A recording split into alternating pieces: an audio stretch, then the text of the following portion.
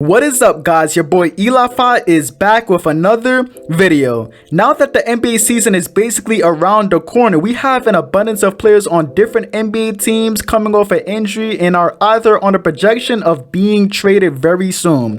I thought it was a great idea to consider 5 different NBA players who have the most to prove coming into the 2021-22 NBA season. Some of these players may have more to prove than other players who are listed within this video. But other than that, let us begin. Number 1, Dennis Schroder. Throughout the entirety of his career, Dennis Schroder has been pretty much an above average point guard that plays his role as a lethal scorer effectively. He was mainly a 15-point per game scoring player for the majority of his career, with the ability to drive on his defenders consistently with his complete swiftness and his occasional shooting from the 3-point line. He even went as far to be a 6th Man of the Year candidate within the 2019-20 NBA season. But the main question here is, how much is Dennis Schroder actually worth? During his time with the LA Lakers last season, he played decent in the regular season but had an abysmal playoff performance, and then the rest was history. He turned on a huge $84 million 4-year extension contract offered by the Los Angeles Lakers, basically betting on himself to acquire more money within this offseason. Now, obviously he wasn't offered a contract nearly as huge as this for his value ever since he turned down this much money, mainly due to him demanding so much when he is arguably not as valuable enough to be offered more money than that. And he ended up settling for a $5.9 million 1-year deal with the Boston Celtics. Now, it is pretty controversial to consider the instance that Schroder is worth way more than $5.9 million, considering that he was just a 6th Man of the Year candidate a few seasons ago. But despite this circumstance, it isn't a complete stretch to believe that Schroder is amongst the players who has much to prove coming into the 2021-22 NBA season. Number 2, Kristaps Porzingis. Now, remember a few seasons ago when Porzingis was still playing for the New York Knicks? Well, if you never got to witness this specific time frame, would you believe me when I tell you that Porzingis was an all-star caliber player during this time? Well, believe it or not, this statement is actually true. During his time with the New York Knicks, Porzingis was playing at a level that led people to believe that he was going to be one of the best centers in the league within the near future. He is a 7'3" player able to stretch the floor with his immaculate shooting ability. He was able to drive and finish consistently, and he was even able to play great rim protecting defense at specific times. The only con about Porzingis, however, was the matter of him being a very injury prone player who may seem too unreliable to have as your first option superstar. But NBA fans and analysts really didn't take this circumstance that much into consideration at the time.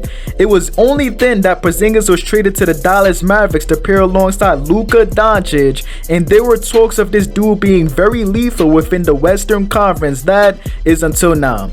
Despite all of this time being a player projected to be a top superstar in the league, there are now huge question marks revolving around what will be next for Kristaps Porzingis' career. Within the 2020-21 NBA playoffs, Porzingis was expected to be a mere second option for the Dallas Mavericks, but instead he became somewhat of a spot-up shooter with no desire to drive into the basket, and people even argue that Tim Hardaway Jr. performed even better than Porzingis within the postseason.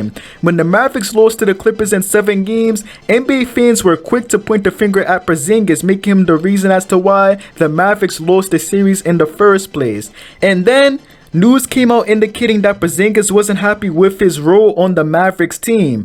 Coming into next season and potentially the future, it is still uncertain whether if Porzingis could be that reliable second option for this team, making the Luka and Porzingis duo very lethal in the Western Conference. And maybe next season, he can bounce back to shut down every single one of these narratives. Number 3, Klay Thompson. Now, I feel like out of this entire list, Klay Thompson is the player with the least to prove, as he's already proven so much throughout his entire career. He already has 3 championships, has the title of being arguably a top 5 shooter of all time, and he is one of the players that made the Golden State Warriors who they are today. The member of the Splash Brothers has his spot solidified with NBA greatness, of course, but coming into next season in particular, the NBA world is waiting to see Klay Thompson's debut ever since his injury within the 2019 NBA Finals. This specific injury led him to miss the entire 2019-20 NBA season, and within this offseason, he suffered another huge setback due to injury purposes, causing him to miss the 2020-21 NBA season. So the last time Klay Thompson has played NBA basketball was 2 seasons ago. This leads to us NBA fans scratching their heads attempting to picture how these injuries will affect Klay Thompson's overall game. The majority, including myself, would say that he still will be a very lethal shooter, but may have lost a step on the defensive end of the ball game. He was always recognized as a 3-and-D shooting guard for the Golden State Warriors, but it will be very interesting to see if he's still able to play up to that level despite suffering career-threatening injuries in back-to-back seasons. Number 4. Kemba Walker. Once upon a time, Kemba Walker was considered as a top-tier point guard in the league. During his time with the Charlotte Hornets, he was a consistent 20-point per game above scorer about midway into his career. Although it really didn't lead to much success, Kemba was still a player assumed by many that would be able to provide great value to a championship contender. Eventually, Kemba Walker signed a $141 million contract with the Boston Celtics within the 2019 offseason. Due to his talents portrayed within a Charlotte Hornets jersey, it was completely understandable as to why the Celtics would offer him this much money at the time, and he was projected to be a way better fit for this team in comparison to Kyrie Irving. His first season in a Celtics uniform, the Celtics were a lethal team in the Eastern Conference, making the conference finals fall into the Miami Heat in 6 games. However, the 2021 NBA season portrayed somewhat of a down year for this entire team, and Kemba Walker became the immediate scapegoat of this circumstance. Kemba Walker suffered many injury issues within the 2021 NBA season, and it became completely apparent that he regressed as a player compared to his Charlotte Hornets years and to his first season with this team. Now, it was obvious that he had to take a step back due to him playing behind both Jason Tatum and Jaylen Brown, but it was assumed that Kemba Walker doesn't fit with this team due to his limited ability to play make, which is an aspect the Celtics desperately needed, and he supplied this team with extra scoring, which was something they didn't need. This will lead him to get most of the blame as to why the Celtics underperformed drastically. After a disappointing season for the Celtics, finishing with a 36-36 record with a first round exit, it became apparent that the Celtics were going to trade Kemba Walker.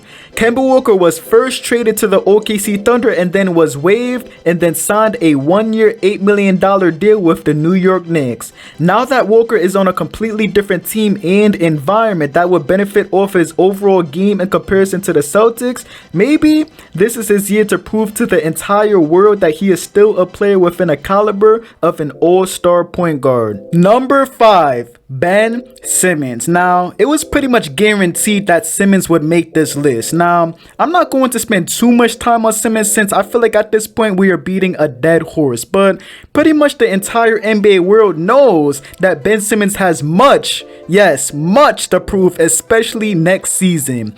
Being a player portrayed to become the next LeBron James, this prediction really doesn't seem to be panning out correctly. Year after year, we've seen the weakness of the 76ers overall team, with Ben Simmons not being able to shoot anywhere on the court being the main issue. And it seems as though we've seen this issue glaring more than ever within this past postseason. Ever since the time Ben Simmons passed up a wide open dunk within a must-win Game 7 series against the Atlanta Hawks, along with his clear hesitation to shoot the basketball in the fourth quarter in this series, it became completely apparent that Ben Simmons was holding this team back from success. Obviously, there are now many stories revolving around Simmons wanting out of the 76ers organization, and he pretty much wants nothing to do with this team. Him demanding teams that he wants to be traded to, along with him portraying efforts to be traded, this gave him the view of NBA fans assuming that he thinks he is worth so much more, when in reality his worth and valuable is arguably at an all-time low. Simmons will most likely not be playing in a 76ers uniform by the time the next NBA season begins, so Let us see how his game evolves along with his confidence when he starts playing basketball on a new NBA team as well as a completely different environment. But other than that, that will conclude today's video. What do you guys think? Do you think every single one of these players has something to prove next season, or do you think they don't have as much to prove in comparison to other players? Let me know your insight in the comment section down below. Make sure you guys like this video and subscribe to the channel. I would greatly appreciate it. I'm out. Peace.